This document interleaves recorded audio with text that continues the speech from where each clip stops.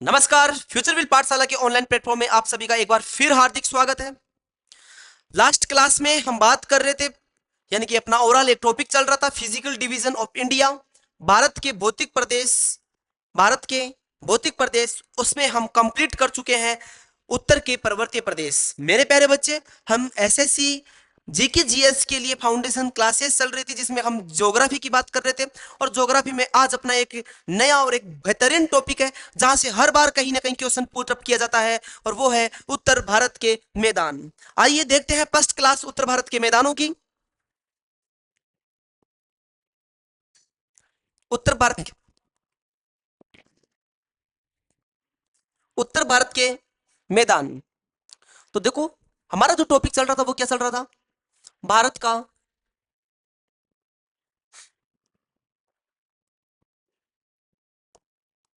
इसमें अपन बात कर रहे थे भारत का भौतिक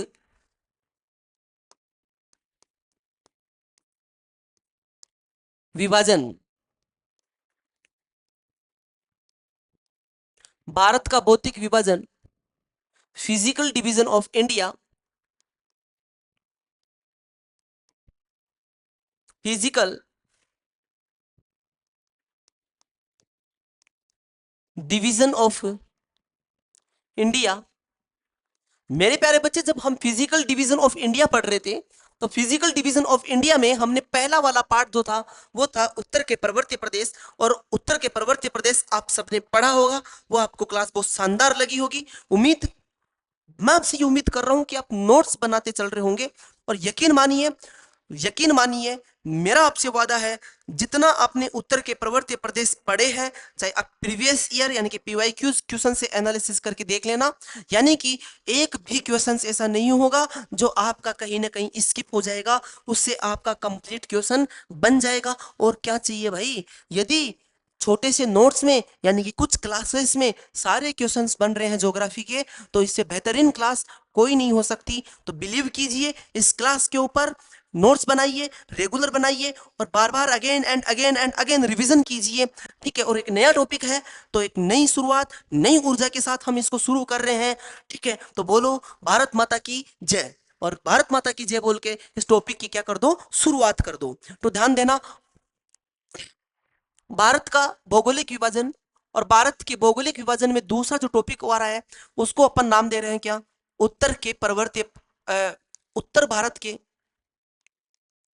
उत्तर भारत के विशाल मैदान, उत्तर भारत के विशाल मैदान, ग्रेट प्लेन ऑफ इंडिया। मेरे प्यारे बच्चे, ये क्लास बिल्कुल बाइलिंगुअल होने वाली है, आप टेंशन मत लीजिए। इंग्लिश मीडियम वाले बच्चे ये मत सोचिए कि क्लास में जो है हमारे को हिंदी में पढ़ाया जाएगा और हमारे को प्रॉब्लम आएगी। ये तो आपको ऐसी कोई भी प्रॉब्लम नहीं आएगी। ठीक है? तो हम कैसे उत्तर भारत के विशाल मैदानों की बात कर रहे थे, यानी कि हम बात कर रहे थे great plain of India, great plain of India, उत्तर भारत के विशाल मैदान, या उत्तर भारत के मैदान भी हम इसको बोल देते हैं। तो सबसे पहले हम क्या करेंगे, एक परंपरा के मुताबिक हम सबसे पहले इंडिया का क्या बनाएंगे, मैप बनाएंगे। मेरे प्यारे बच्चे, इंडिया के मैप की एक अलग ही इंपॉर्टेंस होती है। वो इंपॉर्टेंस होती है कि यदि हमने इंडिया का मैप बना लिया, तो इसका सीधा सीधा मतलब ये निकल कर आता है कि क्या, कि हम जो है, जो पढ़ने वाले हैं, वो ऑलरेडी मैप के थ्रू सीख चुके होते हैं। तो आइए, उत्तर भारत के विशाल मैदानों में हम सबसे पहले भारत का एक मैप ड्रॉ करता हूं यहां पर मैं। ठीक है? और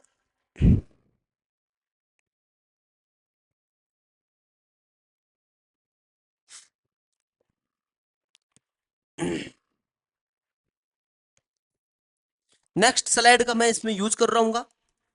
ठीक है? क्योंकि थोड़ा बड़ा वाला पार्ट आएगा, बड़ा मैप इसमें बन रहा होगा। ठीक है? तो ध्यान दीजिएगा मेरे प्यारे बच्चे।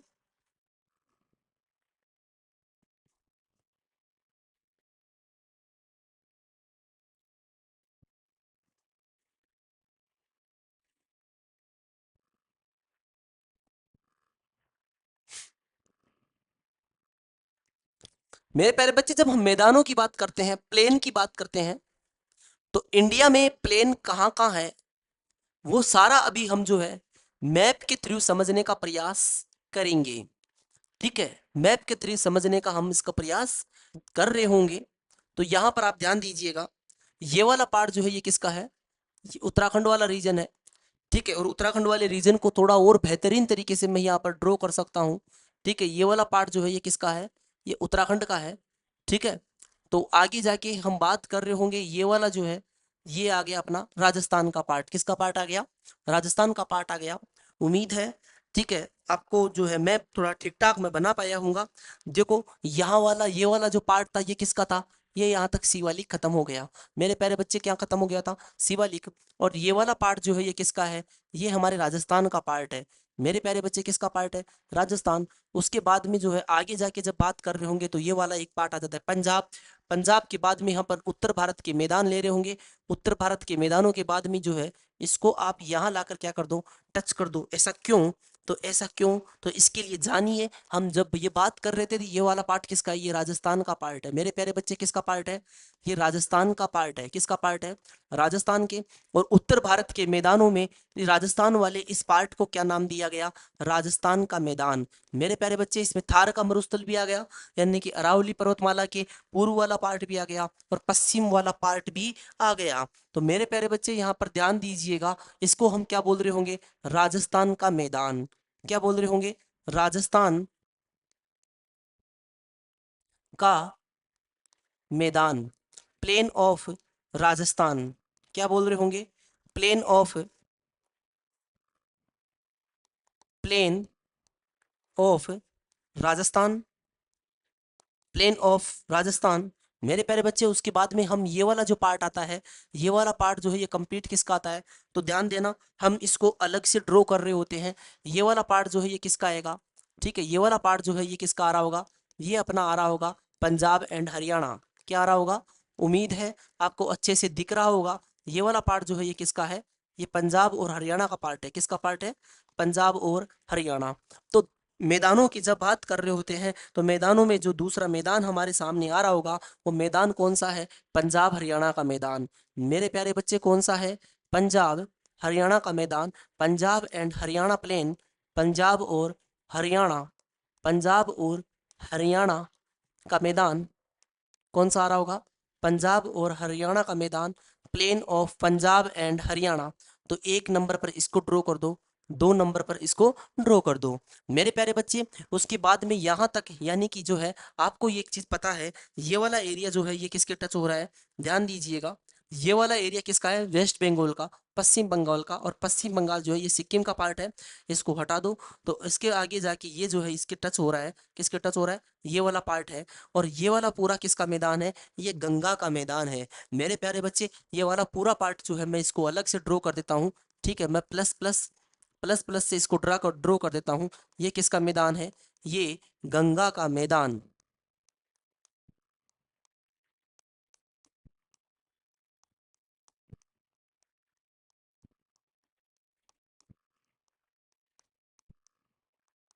ठीक है, तो इसको याद रखना, ये कौन सा मैदान है, गंगा का मैदान। तो मैं यहाँ पर नीचे लिख देता हूँ कि इसको हम क्या बोलेंगे, गंगा का मैदान, गंगा का मैदान।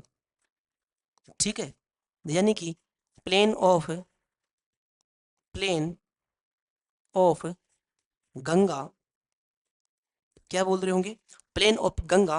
और मेरे प्यारे बच्चे यहाँ पर ध्यान दीजिएगा, जब हम प्लेन ऑफ गंगा की बात कर रहे होते हैं तो गंगा के मैदान को थ्री पार्ट्स में हम डिवाइड कर रहे होंगे। कितने पार्ट्स में डिवाइड कर रहे होंगे, थ्री पार्ट्स में हम डिवाइड कर रहे होंगे। तो यहाँ पर आप ध्यान दीजिएगा। ठीक है, एक तो यहाँ तक ये वाला पार्ट आएगा। ठीक है, मैं इसको अलग अलग मार्कर के थ्रू ड्रॉ कर देता हूँ। एक ये वाला पार्ट आएगा और एक जो है पार्ट कौन सा आएगा, ये वाला। ठीक है मेरे प्यारे बच्चे, ठीक है, ये दोनों तीनों पार्ट जो आ रहा होगा तो हम क्या बोल रहे होंगे, ठीक है, हम क्या बोल रहे होंगे, एक दो और ये कंप्लीट जो है कितना पार्ट हो गया, तीन पार्ट जो हो गए। कितने पार्ट हो गए, तीन पार्ट। तो हम इस वाले पार्ट को क्या बोल रहे होंगे, इसको बोल रहे होंगे ऊपरी गंगा का मैदान। मेरे प्यारे बच्चे क्या बोल रहे होंगे, ऊपरी गंगा, ऊपरी गंगा का मैदान हम इसको बोल रहे होंगे, यानी कि प्लेन ऑफ अपर गंगा। तो मैं यहाँ को यहाँ पर इंग्लिश में लिख देता हूँ इसको, plain, plain of upper Ganga, plain of upper Ganga. उसके बाद में नेक्स्ट कौन सा आएगा, ये वाला जो पार्ट आ रहा होगा इसको हम बोलेंगे मध्य गंगा का मैदान। मेरे प्यारे बच्चे इसको क्या बोल रहे होंगे, ठीक है, गंगा के मैदान को हमने 3 भागों में विभाजित किया। ऊपर वाला पार्ट कौन सा था, अपर गंगा का मैदान। उसके बाद में दूसरा कौन सा है, मध्य, कौन सा, मध्य गंगा का मैदान, plain of middle Ganga, plain of middle Ganga. उसके बाद में जो है, ठीक है, प्लेन ऑफ मिडिल गंगा के बाद में जो मेरे प्यारे बच्चे बाद में जो पार्ट आ रहा होगा, ये वाला पार्ट कौन सा आ रहा होगा, ठीक है, मध्य गंगा का मैदान। उसके बाद में मेरे प्यारे बच्चे मैदान जो आ रहा होगा उसे क्या कहेंगे, निम्न गंगा का मैदान। कौन सा बोल रहे होंगे, निम्न गंगा का मैदान, लोअर गंगा प्लेन। क्या बोल रहे होंगे, लोअर, ठीक है, द लोअर गंगा प्लेन, ठीक है, द लोअर गंगा प्लेन। उम्मीद है आपको ये सीक्वेंस समझ में आ रही होगी। मेरे प्यारे बच्चे मैं अभी भी बोल रहा हूँ, मैं डायरेक्ट क्लास कभी भी शुरू नहीं करता, मैं बिल्कुल बेसिक से शुरुआत करता हूँ ताकि आपके कंसेप्ट क्लियर हो जाए। कई बार जो है, ठीक है, कई बार क्या, हर बार एग्जाम्स में कैसे क्वेश्चन आ रहे हैं, कंसेप्चुअली क्वेश्चन आ रहे हैं। तो मेरे प्यारे बच्चे कंसेप्चुअली क्वेश्चन के लिए हमारे को पढ़ना कैसा होगा, बिल्कुल आराम से पढ़ना होगा, कंसेप्ट क्लियर करते हुए मुझे आपको पढ़ाना है। तो आगे बढ़िए मेरे प्यारे बच्चे, मैं बात कर रहा था गंगा का मैदान, और गंगा के मैदान को हमने कितने पार्ट्स में डिवाइड किए, 3 पार्ट्स में डिवाइड किया। अपर गंगा का मैदान यानी कि ऊपरी गंगा का मैदान, ठीक है, मध्य गंगा का मैदान या मिडिल गंगा का मैदान, उसके बाद में निम्न गंगा का मैदान या लोअर गंगा का मैदान। आइए हम आगे बढ़ते हैं। मेरे प्यारे बच्चे आपको ये पता है कि ये वाला पार्ट अरुणाचल प्रदेश का है, और इसके यदि यहाँ की अपन बात करें तो यहाँ से कौन सी नदी आ रही है, मेरे प्यारे बच्चे यहाँ से ब्रह्मपुत्र नदी आती है। कौन सी नदी आती है, ब्रह्मपुत्र नदी आती है, जो आगे जाके, ठीक है, बांग्लादेश में एंट्री कर जाती है। कहाँ पर एंट्री कर जाती है, बांग्लादेश में। तो यहाँ पर जो है ब्रह्मपुत्र नदी का मैदान का निर्माण होता है मेरे प्यारे बच्चे, असम में। कहाँ पर, असम में जो है किसका निर्माण होता है, असम में मेरे प्यारे बच्चे किसका निर्माण होता है, असम में ब्रह्मपुत्र नदी के द्वारा, किसके द्वारा, ब्रह्मपुत्र नदी के द्वारा ब्रह्मपुत्र का मैदान, किसका मैदान, ब्रह्मपुत्र का मैदान या फिर असम के मैदान का निर्माण होता है। तो मैं यहाँ पर लिख देता हूँ, ठीक है, कि ब्रह्मपुत्र, ब्रह्मपुत्र या असम का मैदान, ब्रह्मपुत्र या असम का मैदान या plain of Assam and Brahmaputra, ठीक है, प्लेन ऑफ आसाम या ब्रह्मपुत्र। मेरे प्यारे बच्चे पहला मैदान कौन सा आया, जिसमें हम बात कर रहे थे राजस्थान का मैदान, कौन सा, राजस्थान का मैदान। राजस्थान के मैदान के बाद में कौन सा, पंजाब हरियाणा का मैदान। उसके बाद में थर्ड पोजीशन पर कौन सा आ रहा है, गंगा का मैदान। उसके बाद में हम किसकी बात कर रहे थे, मेरे प्यारे बच्चे हम बात कर रहे थे किसकी, ब्रह्मपुत्र का मैदान। किसकी बात कर रहे हैं, ब्रह्मपुत्र की मैदान की हम बात कर रहे होंगे।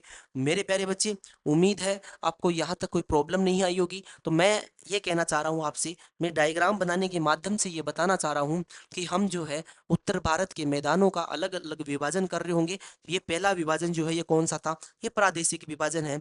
इसके अलावा हम उत्तर भारत के मैदानों का विभाजन करेंगे स्थलाकृतिक, क्या, स्थलाकृतिक विभाजन। कौन सा विभाजन कर रहे होंगे, स्थलाकृतिक या भौतिक विभाजन।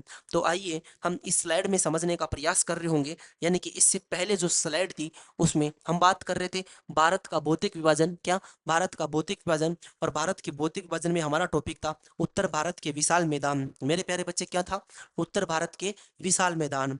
तो अब आप ध्यान दीजिएगा, उत्तर भारत के विशाल मैदान, मैदानों को आप देख चुके हो। तो उत्तर भारत के विशाल मैदानों को हम 2 भागों में विभाजित कर रहे होंगे। उत्तर भारत के विशाल मैदानों को हम कितने भागों में विभाजित कर रहे होंगे, 2 भागों में। विभाजन का पहला जो मेरे प्यारे बच्चे पहला आधार होगा वो कौन सा होगा, भौतिक, फिजिकल, भौतिक या फिजिकल या स्थलाकृतिक यानी कि लैंड फॉर्म विभाजन, ठीक है, डिवाइडेशन, डिवाइडेशन ऑफ फिजिकल एंड लैंडफॉर्म विभाजन, ठीक है मेरे प्यारे बच्चे। उसके बाद में हम दूसरा विभाजन जो देख रहे होंगे, दूसरा विभाजन है प्रादेशिक विभाजन या रीजनल डिवीजन। कौन सा विभाजन है, प्रादेशिक, ठीक है, प्रादेशिक विभाजन की हम बात कर रहे होंगे। कौन से विभाजन की, प्रादेशिक विभाजन की बात कर रहे होंगे, रीजनल डिवीजन की हम बात कर रहे होंगे। तो आइए सबसे पहले हम समझने का प्रयास कर रहे होंगे कि भौतिक या स्थलाकृतिक विभाजन क्या है। और मेरे प्यारे बच्चे, डायरेक्ट इनडायरेक्ट रूप से क्वेश्चन पूछा जाता है। कहाँ से क्वेश्चन पूछा जाता है? स्थलाकृतिक विभाजन से। तो आइए स्थलाकृतिक विभाजन को भी जो है हम कई प्रकारों में यानी कि इनके कई विभाजन हम कर रहे होंगे। तो मेरे प्यारे बच्चे आइए इसको समझते हैं।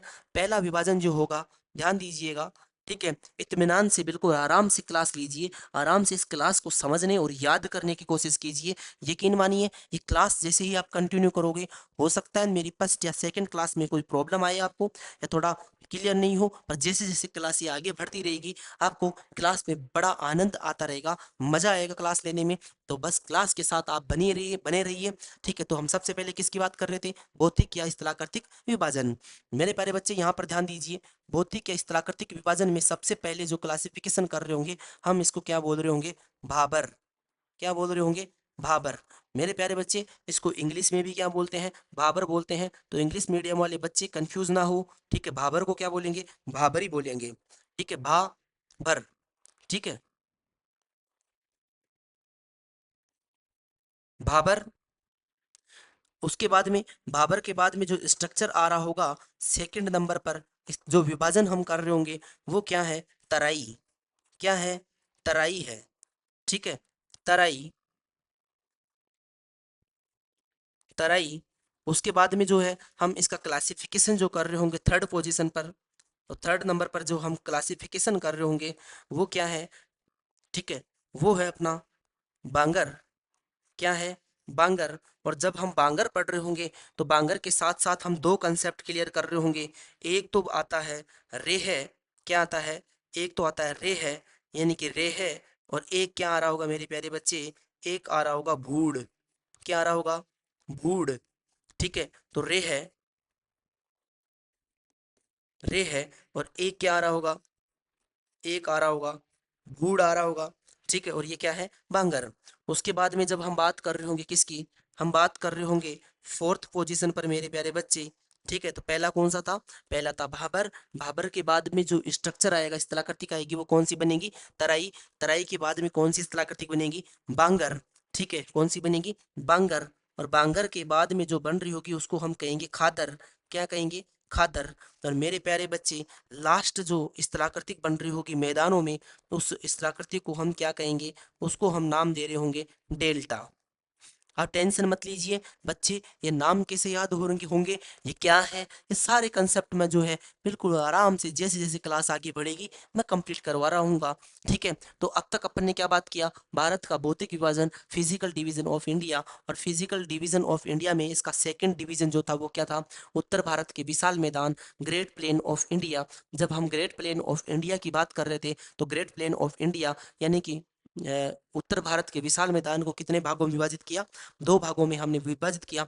और जब हमने इसको दो भागों में विभाजित किया तो पहला विभाजन जो था वो क्या था? भौतिक या स्थलाकृतिक विभाजन। यानी कि कुल मिलाकर इस वाले विभाजन में जो है वो अलग अलग स्थलाकृतियां बन रही होगी मैदानों में। क्या? मैदानों में जब अलग अलग स्थलाकृतियां बन रही होगी तो इस विभाजन को अपन क्या नाम देंगे? भौतिक या स्थलाकृतिक विभाजन। और जब भौतिक या स्थलाकृतिक विभाजन की बात कर रहे होंगे तो इसमें पहला कौन सा आएगा? भाबर। भाबर के बाद कौन सा आएगा? तराई। तराई के बाद एक स्थलाकृतिक बनेगी, उसको हम क्या नाम दे रहे होंगे? उसको नाम दे रहे होंगे मेरे प्यारे बच्चे बांगर। बांगर को हम दो भागों में विभाजित कर रहे होंगे, एक तो क्या आएगा? रे है। और एक मेरे प्यारे बच्चे क्या आएगा? गूढ़। और जब उसके बाद में हम बात कर रहे होंगे किसकी? खादर की। और एक लास्ट स्थलाकृतिक लैंड फॉर्म इसमें बन रहा होगा, उसको हम नाम देंगे क्या? डेल्टा। अब सबसे पहले हम देख लेते हैं प्रादेशिक विभाजन। ठीक है, प्रादेशिक विभाजन जो है अभी अभी मेरे प्यारे बच्चे मैं आपको जो है मैप के थ्रू जो बताने का प्रयास कर रहा था वो मैंने उत्तर भारत के क्या किसको? प्रादेशिक विभाजन को समझाया था। तो सबसे पहले वापस हम चलते हैं एक बार मैप के ऊपर। वापस हम मैप के ऊपर चलते हैं, तो ध्यान दीजिएगा भाई, ये मैप ध्यान दो। मैप देखो, सबसे पहले हमने जो है कौन सा मैदान पढ़ा? Rajasthan, the plain of Rajasthan. ठीक है, राजस्थान का मैदान। उसके बाद में कौन सा आया? पंजाब हरियाणा का मैदान। उसके बाद में कौन सा मैदान आया था? गंगा का मैदान। कौन सा मैदान आया? गंगा का मैदान आया। ठीक है, इसमें थोड़ी ये टेक्निकल ठीक है, इसमें आप यहाँ तक जो है ये प्लस प्लस जो है इस पूरे वाले पार्ट में क्या कर सकते हो, प्लस प्लस, क्योंकि ये कौन सा मैदान है मेरे प्यारे बच्चे, ये निम्न गंगा का मैदान है। किसका मैदान है, निम्न गंगा का मैदान है। तो यहाँ पर आप ध्यान दीजिएगा, जब पूरे गंगा के मैदान को हमने कितने पार्ट्स में डिवाइड किया, 3 पार्ट्स में। कितने पार्ट्स में डिवाइड किया, 3 पार्ट्स में। ये कौन सा था, ऊपरी गंगा का मैदान, the plain of upper Ganga. ये क्या था, मध्य गंगा का मैदान या द मिडिल गंगा प्लेन। और ये कौन सा था, निम्न गंगा का मैदान, द लोअर गंगा प्लेन। तो उम्मीद है आपको क्लास पसंद आ रही होगी। उसके बाद में ब्रह्मपुत्र नदी के द्वारा जो मैदान बनाया जा रहा है असम में, कहाँ पर बनाया जा रहा है, असम में, उसको हम क्या नाम दे रहे हैं, ब्रह्मपुत्र या असम का मैदान। मेरे प्यारे बच्चे क्या नाम दे रहे हैं, ब्रह्मपुत्र या असम का मैदान। तो क्या मोटा, तो उसके बाद में जो है, उसके अब वापस जाते हैं, वापस अपने टॉपिक पर वापस आते हैं। तो हम बात कर रहे थे प्रादेशिक विभाजन की। किसकी बात कर रहे थे, प्रादेशिक विभाजन की। प्रादेशिक विभाजन में सबसे पहले जो है कौन सा विभाजन है मेरे प्यारे बच्चे, अब तक आपको याद हो जाना चाहिए कौन सा विभाजन था, राजस्थान का मैदान। कौन सा मैदान था, राजस्थान का, क्या, राजस्थान का मैदान। मेरे प्यारे बच्चे नोट्स बनाना बहुत जरूरी है, क्योंकि हम इसी सीक्वेंस से जो पढ़ रहे होंगे। ठीक है, कौन सा है, राजस्थान का मैदान। राजस्थान के मैदान के बाद में मेरे प्यारे बच्चे, ठीक है, हम किसकी बात कर रहे थे, पंजाब हरियाणा का मैदान। कौन सा पढ़ रहे थे, पंजाब, ठीक है, पंजाब व हरियाणा का मैदान, पंजाब व हरियाणा का मैदान।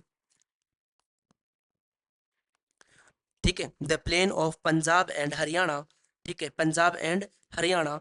उसके बाद में थर्ड पोजीशन पर अपन बात कर रहे थे किसकी, ठीक है, गंगा का मैदान।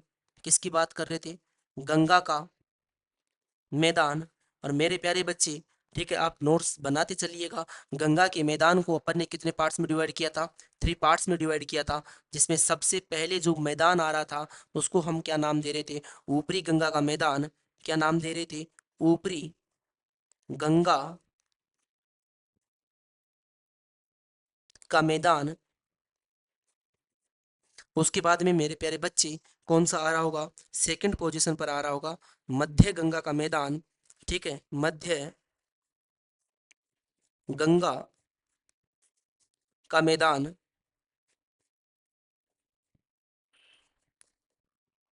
और उसके बाद में जो थर्ड नंबर पर आ रहा होगा, ध्यान दीजिएगा, थर्ड नंबर पर जो मैदान आ रहा होगा, थर्ड नंबर पर कौन सा आ रहा होगा, ये आ रहा होगा, ठीक है, निम्न गंगा का मैदान, the plain of lower Ganga, the plain of lower Ganga.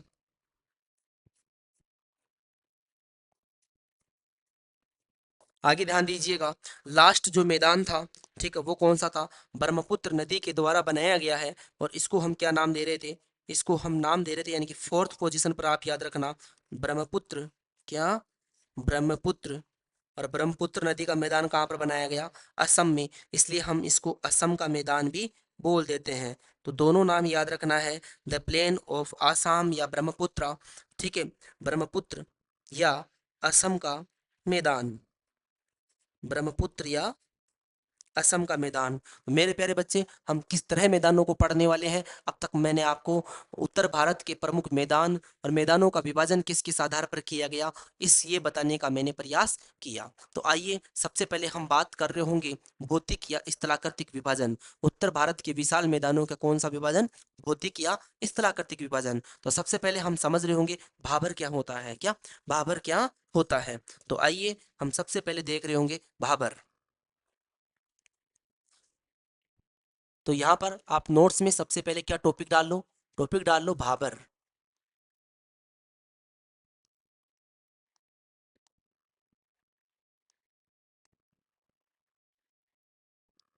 ठीक है, जब हम भाबर समझ रहे होते हैं, ध्यान दीजिएगा, जब हम क्या समझ रहे होते हैं, जब भाबर पढ़ रहे होते हैं, तो भाबर में सबसे पहले हमारे को जो है वापिस से एक बार हिमालयन माउंटेन रेंज को समझना होगा।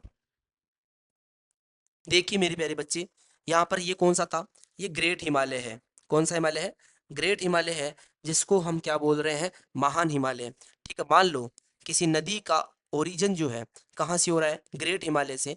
फिर वो नदी कहाँ पर आएगी, ग्रेट हिमालय। उसके बाद में वो किसको काटेगी, उसके बाद में ये मिडिल हिमालय यानी कि लेजर हिमालय को काटेगी। लेजर हिमालय को काट के किसको काटेगी मेरे प्यारे बच्चे, किसको काटेगी, ये काटेगी शिवालिक को। और जैसे ही शिवालिक को ये नदी कोई काट रही होगी तो उसके बारे में ये एंट्री कहाँ पर करेगी, ये प्लेन, ठीक है, मैदानों में एंट्री करेगी मेरे प्यारे बच्चे। कहाँ पर करेगी, मैदानों में। ठीक है, कहाँ पर एंट्री कर रही होगी, मैदानों में एंट्री कर रही होगी।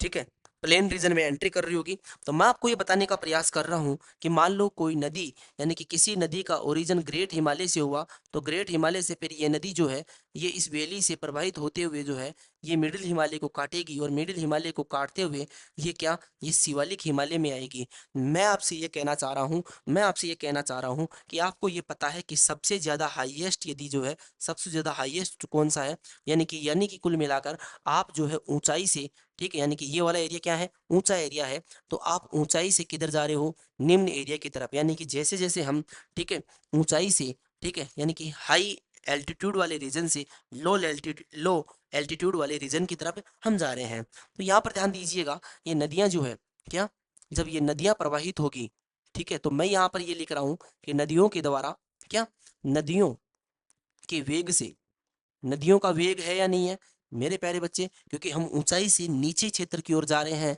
ठीक है, ऊंचाई से नीचे क्षेत्र की ओर जा रहे हैं, तो इसका मतलब नदियों का वेग ज्यादा है। तो नदियों का वेग है तो इसका मतलब अनाच्छादन, क्या, अनाच्छादन।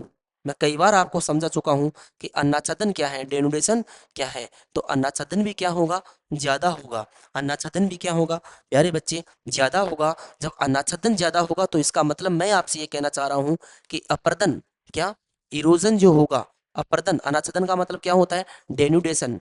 मेरे प्यारे बच्चे याद रख के चलना, डेन्यूडेशन। ठीक है, इंग्लिश मीडियम वाले बच्चे स्पेशली ध्यान देना, अनाच्छादन यानी कि डेन्यूडेशन। तो जब आप डेन्यूडेशन ज्यादा होगा, नदियों के पानी की स्पीड तेज होगी, नदियों के पानी की स्पीड क्या होगी, तेज होगी। ठीक है, तो क्या होगा, अनाच्छादन होगा। अनाच्छादन का मतलब अपर्दन और अपक्षय। अनाच्छादन का मतलब मेरे प्यारे बच्चे मैंने क्या बताया, अपर्दन और अपक्षय। तो ध्यान देना, अपर्दन ज्यादा होगा और अपक्षय भी क्या होगा, ज्यादा होगा। अपर्दन का मतलब क्या है, इरोजन, क्या, इरोजन ज्यादा हो रहा है।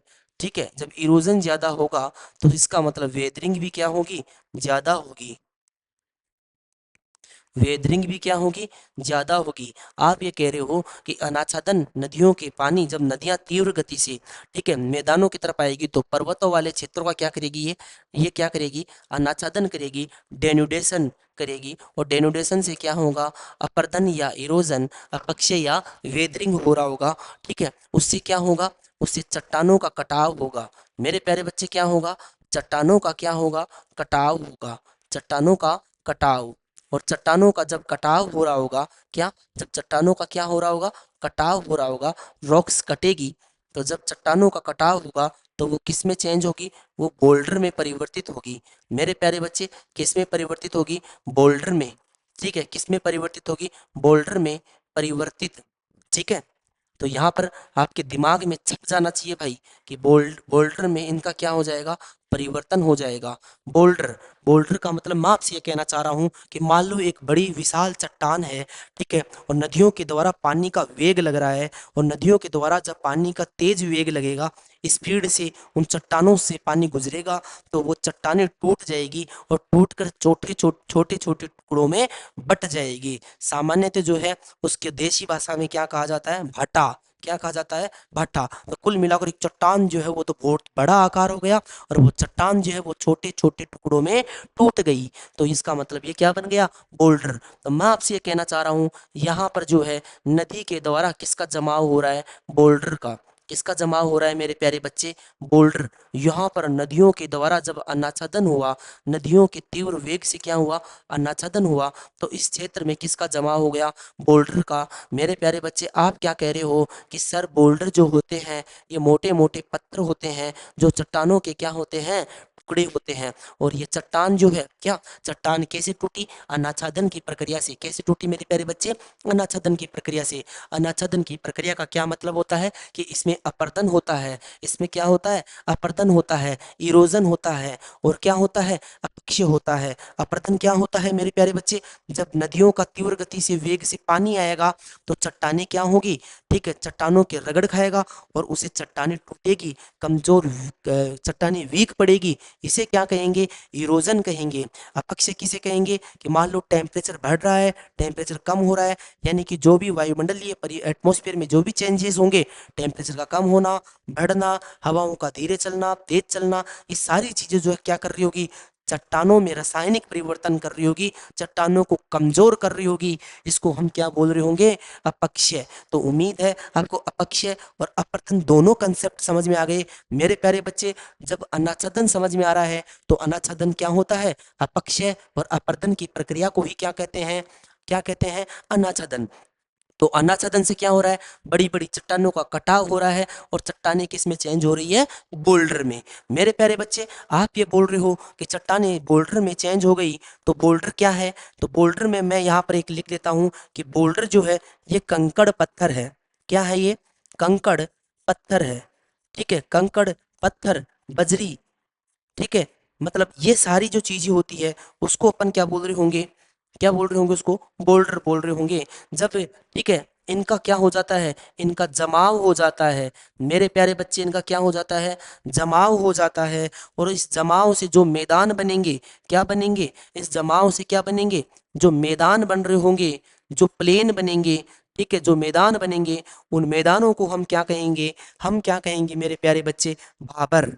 क्या कहेंगे, भाबर, ठीक है, याद रखना। अब क्वेश्चन कैसे पूछेगा, ठीक है, क्वेश्चन एक स्टेटमेंट देगा, क्वेश्चन कैसे पुटअप करेगा, आपको स्टेटमेंट दे देगा, स्टेटमेंट देगा, कहेगा कि नदियों के तीव्र वेग से, या अनाच्छादन की प्रक्रिया का नाम ले सकता है या अपरदन का नाम ले सकता है, किसका नाम ले सकता है, अपरदन की, ठीक है, अपरदन की शक्ति की वजह से जो है चट्टानों का क्या होता है, ठीक है, चट्टानों का यानी कि कंकड़ पत्थरों का जमाव होता है। तो उस स्थलाकृति को क्या कहा जाता है मेरे प्यारे बच्चे, उस स्थलाकृति को क्या कहा जाता है, उसको कहा जाता है भाबर। क्या कहा जाता है, भाबर कहा जाता है। तो आइए, ठीक है, अब एक बात बताइए, यहाँ पर जरा सोचिए, ये नदी जो आ रही थी, क्या ये इन कंकड़ पत्थरों में आपको दिख पाएगी क्या, नहीं दिख पाएगी। क्यों नहीं दिख पाएगी, क्योंकि सर ये पत्थर तो मोटे मोटे थे, पत्थर तो क्या थे, मोटे मोटे। तो यहाँ पर नदियां क्या हो जाएगी, विलुप्त हो जाएगी, सर दिखेगी ही नहीं, पानी दिखेगा ही नहीं। क्यों, क्योंकि पत्थरों के नीचे से जा रहा है, पत्थरों के नीचे से जा रहा है। तो मेरे प्यारे बच्चे आप ये बताइए, भाबर वाला जो क्षेत्र है वहां पर नदियां, ठीक है, पारगम्य होगी कि नहीं होगी, नदियां दिखेगी क्या, नदियां प्रकट नहीं होगी, नदियां क्या नहीं होगी, प्रकट नहीं होगी, नदियां अदृश्य होगी, ठीक है। तो यहाँ पर क्या होगी, नदियां प्रकट नहीं होगी, नदियां क्या होगी, अदृश्य होगी, क्या होगी, अदृश्य होगी, क्या होगी, अदृश्य होगी, ठीक है। क्यों, नदियां नीचे से चली जाएगी, ठीक है। अब एक बात बताइए, कहीं ना कहीं जो है, मान लो बोल्डर का जमाव बहुत ज्यादा है, कंकड़ पत्थरों का जमाव क्या है, ज्यादा है, तो धीरे धीरे क्या होगा, ठीक है, अभी नदी जो है क्या, नदियां जो है वो ऊंचाई वाले क्षेत्रों से नीचे आ रही है, तो ये यहीं पर किसका जमाव कर देगी, बोल्डर का जमाव कर देगी। आगे नदियों का वेग क्या हो जाएगा, कम हो जाएगा। मेरे प्यारे बच्चे आगे जैसे जैसे आगे जाएंगे मैदानों में, तो नदियों का वेग क्या हो जाएगा, कम हो जाएगा। जब नदियों का वेग कम हो जाएगा तो ये बोल्डर जो है इनका जमाव यही होगा, तो इनका बोल्डर का जमाव यही होगा, तो आगे जो है ये नदियां क्या हो जाएगी, प्रकट हो जाएगी, आगे नदियां दिखने लग जाएगी, और ये अलग अलग जलधाराओं के रूप में, वितरिकाओं के रूप में बट जाएगी। आगे जाकर ये किस रूप में बट जाएगी, अलग अलग वितरिकाओं के रूप में, ट्रिब्यूटरी के रूप में, अलग अलग जल धाराओं के रूप में बट जाएगी। यानी कि कुल मिलाकर मैं आपसे ये कहना चाह रहा हूं कि ये बोल्डर का जमाव यहीं रहेगा, कौन से क्षेत्रों में, पर्वत पर्वतीय क्षेत्रों में। तो मैं यहां पर लिख रहा हूं पर्वत पदीय, क्या, पर्वत पदीय। पर्वत पदीय क्षेत्र कौन सा होता है, जो पर्वत के नीचे होता है, फुट हिल्स। आप इसको इंग्लिश में याद रखो, अच्छा शब्द है फुट हिल्स, यानी कि हिल्स पहाड़ी का क्या, फुट उसका नीचे वाला भाग। तो भाबर हमेशा कहाँ पाया जाएगा? पर्वत पदीय भाग में, पर्वतों के नीचे के भाग में। पर्वतों से जैसे जैसे दूर जाओगे तो कौन सी स्थलाकृति आएगी? तराई। कौन सी स्थलाकृति आएगी मेरे प्यारे बच्चे? तराई। तो आइए देखते हैं। तो भाबर, जब कोई पूछे भाबर क्या होता है तो सिंपल याद रखो कि नदियों के तीव्र वेग से जब अनाच्छादन होगा, यानी कि जब अपक्षय और अपर्दन होगा तो चट्टानों का क्या होगा? कटाव होगा। जब चट्टानों का कटाव होगा तो चट्टानें किस में चेंज होगी? बोल्डर में चेंज होगी। इसका मतलब चट्टानें क्या बन रही है? कंकड़, पत्थर और बजरी का रूप ले रही है। ठीक है, जब इनका क्या हो जाएगा? जमाव होगा और नदियां क्या हो जाएगी? गायब हो जाएगी। ठीक है, नदियां क्या हो जाएगी? गायब हो जाएगी। ये सारी चीज कहां पर हो रही है? पर्वत पदीय भाग में हो रही है। तो उससे जो स्थलाकृति बनेगी, उससे जो मैदान बनेगा, उसे ही क्या कहेंगे? भाबर। क्या कहेंगे उसको? भाबर। आइए अगले टॉपिक में हम बात कर रहे होंगे तराई की। किसकी बात कर रहे होंगे? तराई की। ठीक है, तो मेरे प्यारे बच्चे धीरे धीरे और आराम से क्लास को समझते चलिए। ठीक है, आगे अपन बात कर रहे होंगे तराई की। अभी अभी आपने ये बोला, ध्यान दीजिएगा मेरे प्यारे बच्चे, अभी अभी आपने बोला कि सर पर्वत पदीय भाग में, कहां पर? पर्वत पदीय भाग में बोल्डर का जमाव हो गया था और आगे जाके जो है क्या, आगे जाके जो है नदियां प्रकट हो गई स्थल पर। ठीक है, और अलग अलग भागों में बट गई, अलग अलग वितरिकाओं में बट गई। एक नदी इधर चली गई, एक नदी इधर चली गई। कुल मिलाकर मैं ये कहना चाह रहा हूं कि नदी अलग अलग भागों में विभाजित हो जाती है। जैसे इस डायग्राम को मैं दूसरे तरीके से समझाने का प्रयास कर रहा हूँ कि मान लो ये शिवालिक पर्वत श्रेणी है। कौन सी है ये? शिवालिक। मेरे प्यारे बच्चे, मैंने शिवालिक का ही क्यों नाम लिया? क्योंकि सर मैदानों के जस्ट उत्तर में, यानी कि उत्तर भारत के मैदानों के बाद में उत्तर में जो है कौन सी पर्वत श्रेणी आ रही है? शिवालिक। शिवालिक के जस्ट नीचे वाला ये वाला पार्ट किसका आएगा? मेरे प्यारे बच्चे ये पर्वतपतीय भाग है। कौन सा भाग है ये पर्वतपतीय भाग है। यहाँ पर जो है किसका जमा हुआ? बोल्डर का जमा हुआ। मेरे प्यारे प्यारे बच्चे किसका जमा हुआ? कि सर यहाँ पर बोल्डर का जमाव हो रहा है। किसका जमा हो रहा है? बोल्डर का जमाव हो रहा है। मोटे मोटे कंकड़ पत्थरों का यहाँ पर क्या हो रहा है? जमाव हो रहा है। तो इसको आपने क्या नाम दिया? सर इसको हमने नाम दे दिया था भाबर। क्या नाम दे दिया था? भाबर। उसके बाद में क्या? उसके बाद में इस वाले क्षेत्र में जो नदियां क्या हो रही है? प्रकट हो रही है। इधर नदियां प्रकट हो रही है। एक नदी इधर से निकल गई, एक नदी इधर आ गई, एक नदी इधर आ गई। तो मेरे प्यारे बच्चे ये क्षेत्र कैसा होगा? कि ये क्षेत्र नमी वाला क्षेत्र होगा। यहाँ पर नदियां प्रकट हो रही है कि नहीं हो रही है? कि हाँ सर, पर्वत पदीय भाग में क्या होगी? नदियां प्रकट होने लग जाएगी। नदियां क्या होने लग जाएगी? प्रकट होने लग जाएगी। ठीक है, नदियां दिखने लग जाएगी। ठीक है ना? तो भाई साहब ये वाला क्षेत्र क्या कहलाएगा? ये वाला क्षेत्र कहलाएगा तराई। क्या कहलाएगा? तराई। तो तराई वाला क्षेत्र कैसा होगा? दलदली होगा।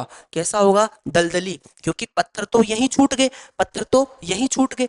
जैसे ही नदियां उतरी, नदियां पहाड़ों से उतर रही है तो पर्वतीय पदीय भाग में ही पत्थर छूट गए। ठीक है, तो उसके बाद में आप पहला पॉइंट यहाँ पर ये समझ सकते हो कि तराई वाला क्षेत्र क्या होगा? दलदली क्षेत्र होगा। ठीक है, मड्डी एरिया होगा, दलदली, दलदली होगा। मेरे प्यारे बच्चे नदियां प्रकट हो रही है तो इसका मतलब नमी युक्त होगा कि नहीं होगा? कि हाँ सर, ये एरिया कैसा होगा? ये एरिड होगा, नमी युक्त। कैसा होगा? नमी युक्त, वेटलैंड टाइप में होगा, नमी होगी यहाँ पर। ठीक है, तो यहाँ पर जो है ध्यान देना, यहाँ पर जो है उपजाऊ, ठीक है, यहाँ पर जो है ठीक ठाक चिकनी मिट्टी भी होगी। कौन सी मिट्टी होगी? चिकनी मिट्टी होगी। तो नमी युक्त है तो वनस्पतियां ज्यादा पाई जाएगी, वनस्पति ज्यादा पाई जाएगी। वनस्पतियों का उत्पादन यहाँ पर क्या होगा? ज्यादा होगा। तो यहाँ पर जो है गेहूं और चावल, गेहूं और चावल की फसल भी यहाँ पर खूब होगी। होगी कि नहीं होगी? होगी, क्योंकि नमी युक्त है, दलदली क्षेत्र है। और चावल के प्रोडक्शन के लिए क्या चाहिए? दलदली क्षेत्र चाहिए। कैसा क्षेत्र चाहिए? दलदली। और तराई वाला जो क्षेत्र है, ठीक है, कौन सा क्षेत्र? तराई वाला क्षेत्र, ये किसके दक्षिण में है? यानी कि किसके दक्षिण में पाया जाएगा? किसके बाद पाया जाएगा? भाबर के बाद। ठीक है, भाबर के बाद, के बाद बनने वाली, बनने वाली स्थलाकृति कौन सी है? भाबर के बाद बनने वाली स्थलाकृति को क्या कहा जाता है? तराई। दलदली होता है, नमी युक्त होता है, वनस्पति अधिक होती है। ठीक है, और यहाँ पर आप एक पॉइंट और ऐड कर सकते हो कि यहाँ पर नदियां क्या होती है? प्रकट होती है। नदियां प्रकट हो जाती है। तराई वाले क्षेत्र में नदियां क्या हो जाती है, प्रकट हो जाती है। उम्मीद है मैं आपको समझा पा रहा हूं, बस आपके कंसेप्ट क्लियर करने का मैं प्रयास कर रहा हूं। तो अब तक आप दो इस्तेलाह कृतियां पढ़ चुके हो कि भाबर क्या होता है और तराई क्या होती है। मेरे प्यारे बच्चे अब आप यहाँ ध्यान दीजिए, इन नदियों के द्वारा यहाँ से मिट्टी लाई जा रही है। क्या लाई जा रही है, यहाँ से मिट्टी लेकर आई जाएगी और इस मिट्टी का जो है इस वाले क्षेत्र में क्या कर दिया जाएगा, यहाँ पर मेरे प्यारे बच्चे इस मिट्टी का क्या हो जाएगा, जमाव हो जाएगा। इस मिट्टी का क्या कर दिया जाएगा, यहाँ पर जमाव हो जाएगा। ठीक है, तो एक मैदान यहाँ पर भी बनेगा। यहाँ पर किसका जमाव होगा, मिट्टी का जमाव होगा। ठीक है, मैं ये कहना चाह रहा हूँ कि हिमालय पर्वत से उतरने वाली नदियों जो है ये अपने साथ कंकड़ पत्थर लेकर आएगी। तो कंकड़ पत्थर का जमाव कहाँ करेगी, पर्वतपतीय भाग में करेगी। क्योंकि अब नदियाँ नीचे उतर चुकी है तो इसका मतलब नदियों के पानी का वेग कम हो गया। तो ये कंकड़ पत्थर, ये जो बोल्डर थे ये यहीं छूट गए। कहाँ पर छूट गए, पर्वतों के पर्वतपतीय भाग में, फुट हिल्स वाले क्षेत्र में छूट गए। तो उससे जो स्थलाकृतिक बनी, क्या बनी, जो स्थलाकृतिक बनी उसको हमने क्या नाम दिया, भाबर। ठीक है, और उसके बाद जब नदियां जो भाबर वाले एरिया के बाद में जो नदियां प्रकट होने लगी उसको हमने नाम दिया तराई। क्या नाम दिया, तराई, जो एक दलदली क्षेत्र है, नमीयुक्त क्षेत्र है, भाबर के बाद बनने वाला क्षेत्र है। ठीक है, वो बना। अब ये तराई से यहाँ से जो नदियां आ रही है वो यहाँ पर किसका जमाव कर रही है, अवसादों का। किसका जमाव कर रही है मेरे प्यारे बच्चे, यहाँ पर जो जमाव कर रही है।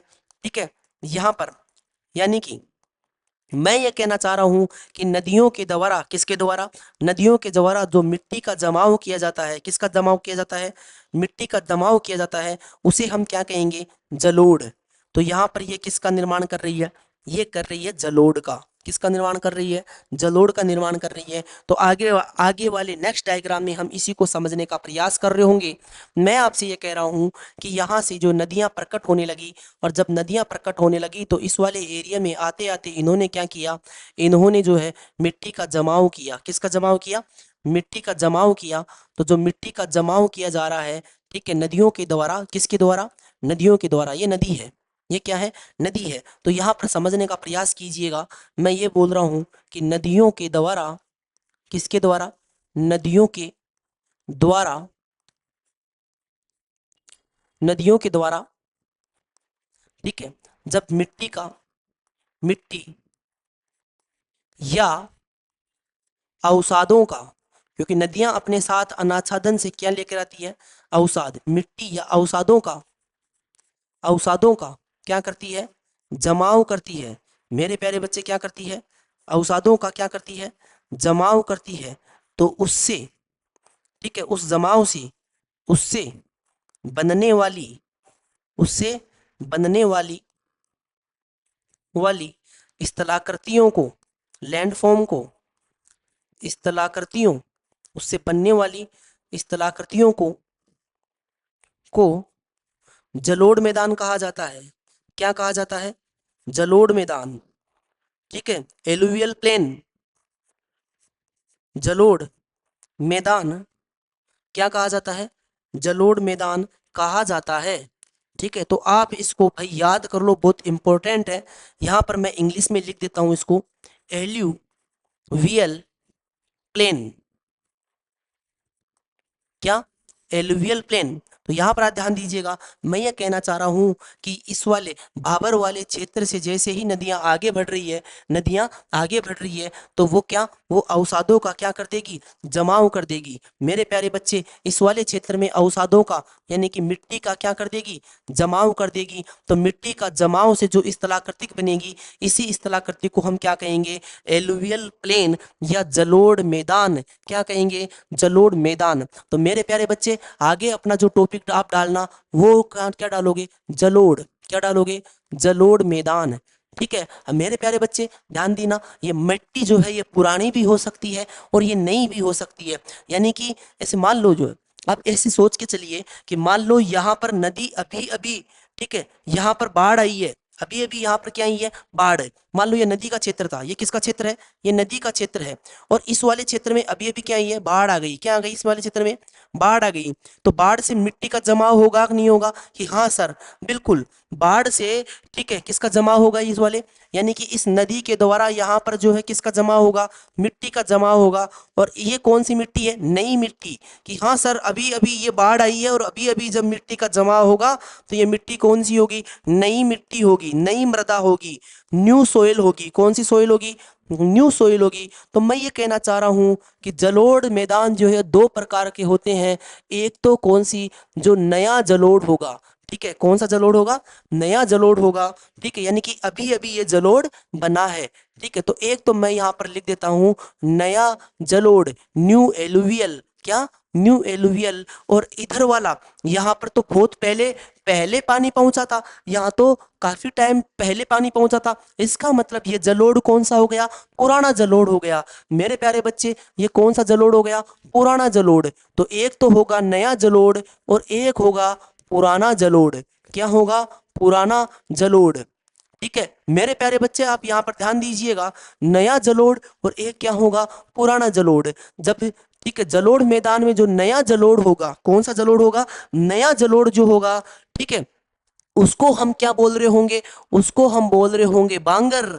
क्या बोल रहे होंगे, बांगर बोल रहे होंगे। और जो पुराना है, एक मिनट ध्यान दीजिएगा, ठीक है, यहाँ पर जो बांगर को हम दो भागों में विभाजित कर रहे होंगे, कितने भागों में, दो भागों में। जो पुराना जलोढ़ होगा, कौन सा जलोढ़, जो पुराना जलोढ़ होगा उसको हम क्या नाम दे रहे होंगे, बांगर नाम दे रहे होंगे। और जो नया जलोढ़ होगा, ठीक है, उसको हम क्या नाम दे रहे होंगे, खादर। क्या नाम दे रहे होंगे, उसको हम नाम दे रहे होंगे खादर। तो अब आप याद रखना कि, ठीक है, खादर क्या होता है, खादर क्या होता है, नया जलोढ़। क्या, नया जलोढ़ को क्या कहा जाता है, खादर कहा जाता है। और पुराने जलोढ़ को क्या कहा जाता है, बांगर। और मेरे प्यारे बच्चे बांगर को हम कितने भागों में विभाजित करेंगे, दो भागों में विभाजित करेंगे। एक तो आ रहा होगा क्या, रे है, और एक क्या आ रहा होगा मेरे प्यारे बच्चे, एक अपन बोल रहे होंगे बूढ़। क्या बोल रहे होंगे, बूढ़, ठीक है। तो मेरे प्यारे बच्चे ध्यान दीजिएगा, मैंने क्या बताया, मैंने कहा कि नदियां जो है, यानी कि तराई क्षेत्र से आने वाली नदियां जो है वो अपने साथ जो है क्या लेकर आएगी, अवसाद लेकर आएगी। क्या, अवसाद लेकर आएगी, नई मिट्टी लेके आएगी। तो इसका क्या करेगी, जमाव करेगी। क्या करेगी, जमाव करेगी। तो इसे क्या, इससे जो बनने वाली स्थलाकृतिक होगी, जो लैंड फॉर्म होगा, उसे हम क्या कहेंगे, जलोढ़ मैदान कहेंगे। तो देखो नदियों के द्वारा मैंने यहाँ पर परिभाषा बनाने का प्रयास किया है, तो ध्यान दीजिए, ठीक है। जलोढ़ मैदान की परिभाषा क्या है, यानी कि जलोढ़ मैदान क्या है। तो देखो क्या है कि नदियों के द्वारा, किसके द्वारा, नदियों के द्वारा मिट्टी या अवसादों का क्या किया जाता है, जब जमाव किया जाता है, और उससे बनने वाली जो स्थलाकृतियां होती है, जो लैंड फॉर्म होते हैं, क्या होते हैं, जो लैंड फॉर्म होगा उसको क्या कहेंगे, जलोढ़ मैदान, यानी कि एलुवियल प्लेन कहेंगे। ठीक है, क्या कहेंगे, एलुवियल प्लेन कहेंगे। अब जब ये जलोढ़ मैदान जो है, इसमें नई मिट्टी होगी, क्या, नई मिट्टी होगी, नए अवसाद होंगे, यानी कि जो नया जलोढ़ होगा, न्यू एलुवियल होगा, उसको हम क्या कहेंगे, खादर कहेंगे। और जो जलोढ़ मैदान में जो पुराना मिट्टी होगी, पुरानी मृदा होगी, उसको कहेंगे हम, ठीक है, ओल्ड एलुवियल बोलेंगे। ठीक है, न्यू न्यू एलुवियल को हम बोलेंगे खादर, और ओल्ड वाले एलुवियल को अपन, या पुराने जलोढ़ को हम क्या बोलेंगे, बांगर कहेंगे। क्या कहेंगे, बांगर। तो मेरे प्यारे बच्चे बांगर क्या होता है, बांगर जो है, ठीक है, नदियों के द्वारा ऐसे अवसाद या ऐसी मृदा होती है जो क्या होती है, ठीक है, पुराना जलोढ़ होता है। क्या, कौन सा जलोढ़ होता है, पुराना जलोढ़ होता है, उसे क्या कहेंगे, बांगर कहेंगे। मेरे प्यारे बच्चे जब ध्यान दीजिएगा, जब इस बांगर में क्या, जब बांगर में हम क्या कर देते हैं, सिंचाई ज्यादा कर देते हैं, यानी कि बांगर वाला वह क्षेत्र जिसमें सिंचाई क्या कर देते हैं, ज्यादा कर देते हैं, सिंचाई क्या कर देते हैं, ज्यादा कर देते हैं। तो उससे क्या होता है, ठीक है, इससे लवणों की मात्रा बढ़ जाती है। लवणों की क्या बढ़ जाती है, मात्रा बढ़ जाती है। और ये लवण कौन से होते हैं, ये होते हैं क्षारीय। कौन से होते हैं, क्षारीय लवणों की मात्रा बढ़ जाती है। ठीक है, कोई किसकी मात्रा बढ़ जाएगी, क्षारीय लवणों की मात्रा बढ़ जाएगी। तो एक परत का निर्माण हो जाएगा। किसका निर्माण हो जाएगा, परत का निर्माण हो जाएगा। ठीक है, जो जहां क्षारीय लवणों की मात्रा बढ़ गई, ठीक है, तो इससे जो बनने वाली स्थलाकृति होगी उसे हम क्या कहेंगे, रेह है। ठीक है, कुल मिलाकर मैं ऐसा बोल रहा हूं, मैं ये कहना चाह रहा हूं कि बांगर वाले क्या, बांगर यानी कि पुराने जलोढ़ वाले क्षेत्र में जहां पर सिंचाई ज्यादा होती है, जहां पर सिंचाई ज्यादा की जाती है, वो ज्यादा सिंचाई की जाएगी तो क्षारीय पदार्थों का क्या हो जाएगा, ऊपर जमाव हो जाएगा, तो उस स्थलाकृति को क्या कहेंगे, रेह कहेंगे। क्या कहेंगे, रेह कहेंगे। अब अपन बात कर रहे होंगे भूड किसको कहेंगे, ध्यान देना। जब बांगर वाले क्षेत्र में, कौन क्षेत्र में, जब बांगर, ठीक है, बांगर वाले क्षेत्र, बांगर वाले क्षेत्र की, ठीक है, ऊपरी चिकनी मिट्टी जो होती है, ठीक है, ऊपरी चिकनी मिट्टी, ठीक है, ऊपरी चिकनी मिट्टी का क्या हो जाता है, जब ये हट जाती है, क्या हो जाता है, हट जाता है, तो नीचे क्या निकलते हैं, नीचे निकलते हैं तो पत्थर, नीचे पत्थर पाए जाते हैं, पत्थर होते हैं। तो उस पथरीली, जो इस पथरीली भूमि होगी उसको क्या कहेंगे, भूड। ध्यान दीजिएगा, आपको थोड़ा देखने में प्रॉब्लम हो सकती है, भूड किसको कहेंगे। मैं ये कह रहा हूं कि जो बांगर वाला क्षेत्र है, कौन क्षेत्र है, जो बांगर वाला क्षेत्र है, ठीक है, उसमें ऊपर की जो चिकनी मिट्टी है वो जब हट जाएगी, वो जब क्या हो जाएगा, हट जाएगा, तो नीचे क्या निकलेंगे, कंकड़ पत्थर निकलेंगे। क्या निकलेंगे मेरे प्यारे बच्चे, कंकड़ पत्थर निकलेंगे। तो उसे क्या कहेंगे हम, उसे कहेंगे मेरे प्यारे बच्चे, उसे क्या कहोगे आप, बूढ़। क्या कहोगे, बूढ़। अब हम बात करते हैं खादर की, किसकी बात कर रहे होंगे, खादर की। तो आइए समझते हैं नेक्स्ट स्लाइड में खादर क्या होता है। क्या, खादर, ध्यान दीजिएगा, खादर, एक पॉइंट आपको याद हो गया कि सर खादर जो है ये क्या है, ये नया जलोढ़ है। क्या है, नया जलोढ़ है, ठीक है, नया जलोढ़, ठीक है।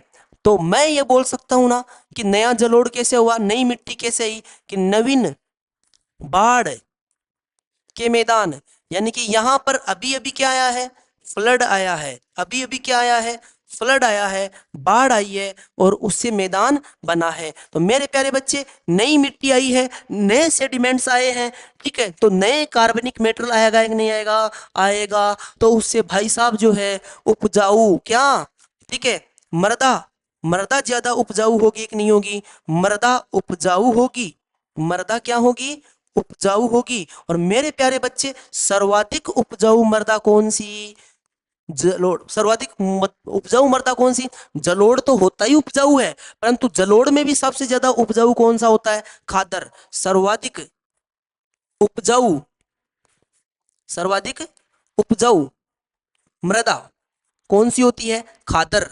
कौन सी होती है मेरे प्यारे बच्चे, खादर होती है। ये याद रखना, क्यों होती है, क्योंकि सर ये अभी अभी नई मिट्टी से बना है। क्या, नई मिट्टी से बना है, इसलिए जो है ये क्या है, ये सर्वाधिक उपजाऊ है। क्या है, सर्वाधिक उपजाऊ। तो उम्मीद है आप खादर भी समझ चुके होंगे। आगे हम बात कर रहे होंगे डेल्टा की, किसकी बात कर रहे होंगे, डेल्टा की बात कर रहे होंगे, ठीक है। तो मेरे प्यारे बच्चे, यहां पर आप समझने की कोशिश करना, डेल्टा क्या होता है। मान लो ये कोई नदी है, क्या, ये नदी है, ठीक है, और ये नदी कहां पर गिर रही है, ये सी में गिर रही है या ओशियन में गिर रही है। कहां पर गिर रही है, सी या ओशियन में ये नदी गिरेगी।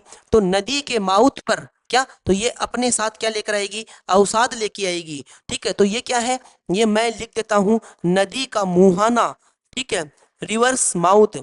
ये क्या है, नदी का मुहाना। जब नदी के मुहाने पर, ठीक है, नदियों के द्वारा क्या किया जाता है, अवसादों का जमाव किया जाता है, ठीक है, क्या किया जाता है, अवसादों का क्या किया जाता है, जमाव किया जाता है, ठीक है, रिवर्स माउथ। तो नदी के मुहाने पर, किस पर, नदी के मुहाने पर जब क्या किया जाएगा, अवसादों का जमाव। मेरे प्यारे बच्चे, अवसादों का, अवसादों का क्या किया जाएगा, जब जमाव किया जाएगा, ठीक है, नदी के द्वारा अवसादों का क्या होगा, जमाव होगा। तो उससे जो स्थलाकृतिक बन रही होगी, तो उस स्थलाकृति को, यानी कि उस लैंड फॉर्म को हम क्या बोल रहे होंगे, उस स्थलाकृति को क्या कहा जाता है, उस स्थलाकृति को कहा जाता है डेल्टा। मेरे प्यारे बच्चे, मैं कहना चाह रहा हूं कि नदी, ठीक है, नदी जो है वो कहाँ गिरेगी, किसी न किसी लार्ज वाटर बॉडी में गिरेगी, बड़े जलीय भूभाग में गिरेगी, यानी कि वो सी हो सकता है, ओशियन हो सकता है, और यहाँ पर आके गिरेगी तो यहाँ पर जो है किसका जमाव होगा, यहाँ पर अवसादों का जमाव होगा, सेडिमेंट्स का जमाव होगा।